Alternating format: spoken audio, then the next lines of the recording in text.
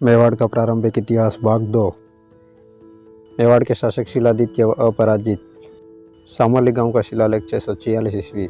मेवाड़ के शासक शिलादित्य द्वितीय का यह शिलालेख मेवाड़ के गुहिल वंश का सबसे प्राचीन शिलालेख है, जो कि मेवाड़ के प्राचीन इतिहास के समयकाल को सिद्ध करने के लिए अति महत्वपूर्ण है। सामोली के शिलालेख के प्रकाश में आने का वर्णन। 1893 ईस्वी में सामोली गांव का हकमा नामक एक गरासिया मकान बनाने के लिए नींव खोद रहा था। तब उसको एक शिलालेख मिला। उसे लगा कि इस पर लिखी सूचना किसी गड्ढे हुए धन के बारे में है। उसने उस शिलालेख को एक कपड़े में लपेटा और कई गांवों में घूमकर ब्राह्मणों से शिलालेख पढ़ाने के प्रयास किए, लेकिन कोई भी उस प्राचीन शिलालेख को नहीं पढ़ सका। फिर वह शिलालेख लेकर सिरोही के रोहिड़ा गांव में पहुंचा, जहां उसको एक व्यक्ति ने कहा कि यह शिलालेख मैं तो नहीं पढ़ सकता, पर मेरा छोटा भाई गौरीशंकर ओझा इसे पढ़ सकता है, लेकिन अभी वह उदयपुर है। गरासिया ने उससे कहा कि जब भी आपके छोटे भाई लौटे तो उनसे कहना कि वासा गांव के ब्राह्मण दूल्हा से मिल लेवे। जब ओझा जी लौटे तो वे फौरन वासा गांव में जाकर ब्राह्मण दूल्हा से मिले। दूल्हा के जरिए वह शिलालेख ओझा जी के सामने आया, तो उन्होंने शिलालेख पढ़कर दूल्हा को उसका अर्थ बताया। अर्थ जानकर दूल्हा बड़ा निराश हुआ, क्योंकि उसे धन की आशा थी। उससे भी ज़्यादा निराश वह गरासिया हुआ जब उसे इस अर्थ का पता लगा। ओझा जी ने वह शिलालेख पढ़ा और घर लौट गए। 2 वर्ष बाद ओझा जी ने पुनः ब्राह्मण दूल्हा से मिलने गए और कहा कि यह शिलालेख तुम्हारे तो किसी काम का नहीं है, कुछ रुपये लेकर मुझे ही दे दो। तब 25 रुपये में ओझा जी ने वह शिलालेख दूल्हा ब्राह्मण से खरीद लिया। ओझा जी ने यह शिलालेख अजमेर के राजपूताना म्यूजियम में भेंट कर दिया। सामोली गांव के शिलालेख से प्राप्त जानकारी। शिलादित्य द्वितीय द्वारा खुदवाया गया यह शिलालेख 646 ईस्वी का है। सामोली गांव वर्तमान में उदयपुर जिले की कोटड़ा तहसील में स्थित है। यह शिलालेख लगभग 11 इंच लंबा व लगभग इतना ही चौड़ा है। शिलालेख में 12 पंक्तियां हैं। इसकी भाषा संस्कृत है। शिलालेख में लिखा है कि शत्रुओं को जीतने वाला देव ब्राह्मण गुरुजनों को आनंद देने वाला और अपने कुल रूपी आकाश का चंद्रमा राजा शिलादित्य पृथ्वी पर विजय हो रहा है।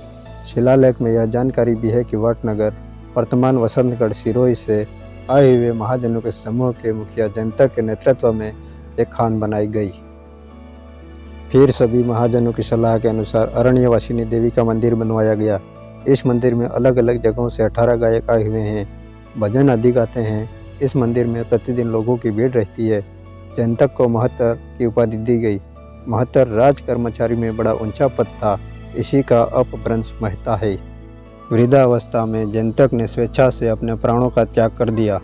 जयंतक द्वारा बनवाई गई खान का नाम तो नहीं दिया गया है, परंतु संभवतः यह वही खान है जिसे वर्तमान में जावर मांस के नाम से जाना जाता है। शिलादित्य द्वितीय के पुत्र अपराजित का इतिहास। विष्णु मंदिर का शिलालेख 661 ईस्वी। अपराजित का 2 नवंबर 661 ईस्वी का एक शिलालेख नागदा के कुंडेश्वर में था, जो वर्तमान में उदयपुर के विक्टोरिया हॉल म्यूजियम में है। अपराजित ने शिव सिंह के पुत्र वराह सिंह को अपना सेनापति नियुक्त किया। शिलालेख में अपराजित के सेनापति को महाराज वराह सिंह लिखा है, जिससे मालूम पड़ता है कि अपराजित की फौज बड़ी रही होगी। अपराजित ने अपनी सैनिक शक्ति बढ़ाने पर अधिक बल दिया था। कुंडेश्वर में वराह सिंह के पत्नी यशोमती या अरुंधति ने 661 ईस्वी में विष्णु भगवान का एक मंदिर व बावड़ी का निर्माण करवाया। यह मंदिर वर्तमान में उदयपुर जिले के बड़गांव पंचायत समिति के गशियार किशिनियावाड़ मार्ग पर स्थित है। मंदिर में 23 सीढ़ियां हैं। मुख्य मंदिर के चारों तरफ 4 मंदिर है, जो कि गणेश जी, देवी, सूर्य मंदिर व शिवालय है। यह पंचायतन शैली का मंदिर है। यह मंदिर पंचायतन शैली के विष्णु मंदिरों में सबसे प्राचीन मंदिरों में से एक है। इस मंदिर का मूल नाम मधुकैटभ मंदिर है। इस मंदिर में एक प्रशस्ति खुदवाई गई। इस प्रशस्ति के लेखक दामोदर व उत्कीर्णक यशो भट्ट थे। इस प्रशस्ति की भाषा संस्कृत है। बाद में मेवाड़ के शासक मथन सिंह के काल में इस मंदिर का जीर्णोद्धार करवाया गया। अपराजित के नाम पर 12वीं सदी में भुवन देव ने अपराजित परीक्षा की रचना की, जो वास्तु व शिल्प से संबंधित ग्रंथ है। दुलेव का ताम्रपत्र 679 ईस्वी। दुलेव वर्तमान में उदयपुर जिले में स्थित है, जहां आज ऋषभदेव का प्राचीन मंदिर स्थित है। दुलेव में 679 ईस्वी का एक ताम्रपत्र मिला है। इस ताम्रपत्र में किष्किंधा कल्याणपुर के महाराज पेटी द्वारा उब्रक नामक गांव ब्राह्मण बेहीनाग को भेंट किए जाने का उल्लेख है। 713 ईस्वी के करीब शत्रुओं के आक्रमण से अपराजित को पहाड़ों में घेर लिया गया और बड़ी बहादुरी से लड़ते हुए अपराजित ने अपने साथियों समेत वीर गति पाई। मेवाड़ का राज शत्रुओं के हाथों में जाता हुआ प्रतीत हो रहा था, लेकिन इन विपरीत परिस्थितियों में अपराजित की एक रानी को जीवित बचा लिया गया।